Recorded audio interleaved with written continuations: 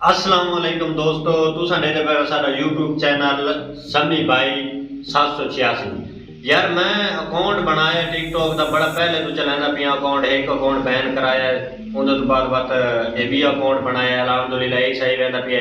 मैं तो भाई दसनी है सैटिंग मैं अपने अकाउंट की सैटिंग केड़ी रखी हुई है ते नालू स्क्रीन चलती पई है इन्हें देख के तुसा ये मेरी अपनी ओरिजिनल सैटिंग है व्यूज लाइक हर शे तुम्हारे सामने आंदी खड़ी नवा अकाउंट है महीने दे विच इत्थे अकाउंट को पहुंचाया सैटिंग किया करनी है ते लिहाजा बई सैटिंग हो सी तब कोई ना कोई इशू बना रहता है।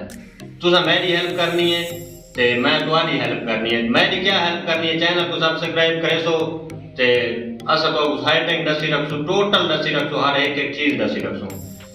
ए भाईजान पहले सब तो वैसो तुसा टिकटॉक ए 3 डॉट का निशान खड़ा उंदे च वैसो उंदे तो बाद सैटिंग एंड प्राइवेसी च वैसो उंदे तो बाद मैनेज अकाउंट ते इत्थे तुसा क्या काम करना है उत्ते अपना नंबर लावना है उंदे तो बाद तले अपनी ईमेल लावनी है पासवर्ड भावे ना ले सो कोई मसला नहीं। तलवी सैटिंग जी मैं की हुई है ये पर्सनल अकाउंट रखना बिजनेस नहीं रखना। पर्सनल अकाउंट रखसो तो अकाउंट वायरल थी सी बिजनेस रखसो तो कह ना थी सी अकाउंट वायरल। उनके तो बाद ठीक है भाईजान बैक आवे बैक तुसा देखना है privacy private account eco on नहीं रखना इको ऑफ रखना है। मैं कैंसल कराना पे इको ऑफ रखसो तुसा। उनके तो बाद ये तुम्हारे सामने जो दूजा ऑप्शन खड़ा है अकाउंट टू अदर लिखा खड़ा है इत्थे ये उतले 4 ऑप्शन तुसा ऑन रखना है।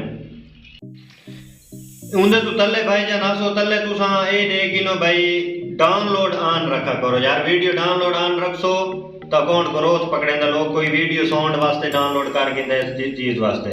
कमेंट्स ही ऑन रखसो कमेंट्स ऑन रखने चाहिए अगर वायरल थी होने था। उनके बाद फॉलोइंग लिस्ट जी वो एवरीवन रखना है।